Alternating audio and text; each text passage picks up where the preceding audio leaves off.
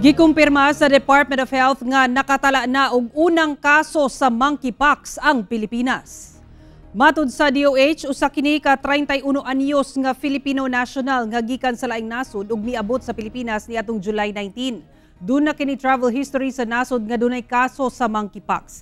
Nagpositibo kini pinaagi sa RT-PCR test kagahapon July 28.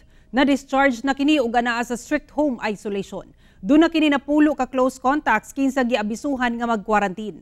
Matud sa DOH, sexual contacts sa dunay mga kaso ang nagunang paagi sa transmission sa monkeypox apan giabisuhan gihapon ang publiko sa pagsunod sa health protocols sama sa pagsulub og face mask ug paghugas og kamot. Luyo nga gideklara kini nga public health emergency of international concern. Gipasalig sa Malacañang nga walay angay ikabalaka kalabot sa monkeypox. This is not like COVID that can be spread by air very easily and could possibly be fatal. This is not particularly fatal, but it is of concern.